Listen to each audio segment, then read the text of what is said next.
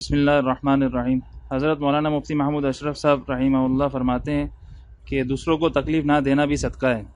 میرے دادا حضرت مولانا مفتی شفیع عثمانی رحمہ اللہ نے مجھے خط بھیج کر اپنے پاس بلایا۔ 3 شوال سن 1396 کو میں پہنچا۔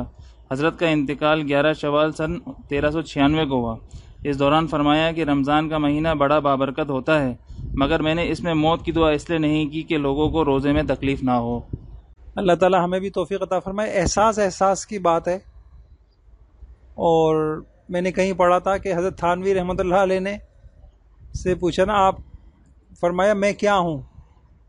نہ میں کوئی شیخ ہوں، نہ میں کوئی پیر ہوں، نہ میں فلاں ہوں۔ الحمدللہ میں اتنا ہوں کہ اس بات کی کوشش کرتا ہوں کہ میری ذات سے کسی کو کسی قسم کی نہ جانی، نہ مالی، نہ ذہنی، نہ قلبی تکلیف نہ ہو، بس اتنا خیال کر۔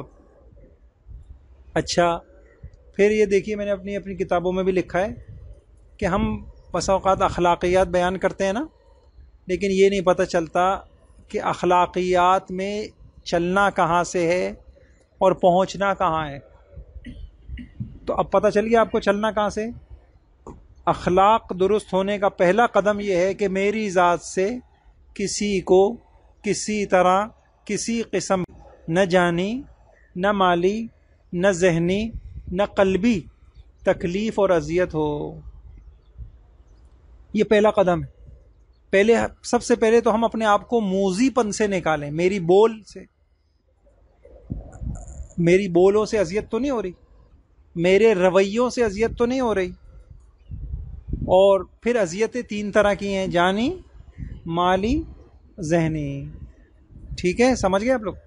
اللہ تعالیٰ عمل کی توفیق عطا فرما دے، اور اللہ سے مانگنا بھی چاہیے یار۔ اور یعنی بس اللہ تعالیٰ ہمیں یہ بھی دے دینا تو بڑا کام ہو جائے کہ ہم کسی کے لیے باعث اذیت نہ رہیں۔ حضور علیہ السلام جب گھر سے نکلتے تھے کیا دعا مانگتے تھے؟ اللہم انی اعوذ بک من ان اذل او اظلم۔ تو اس میں وہی سوچ پتہ چل رہی نہیں پتہ چل رہی؟ بولیے نا، او اظلم او علما، نہ میں کسی کو اذیت دوں، نہ میں کسی کو ستاؤں، نہ کوئی مجھے ستائے۔ سمجھ گئے؟ اللہ ہماری کتاب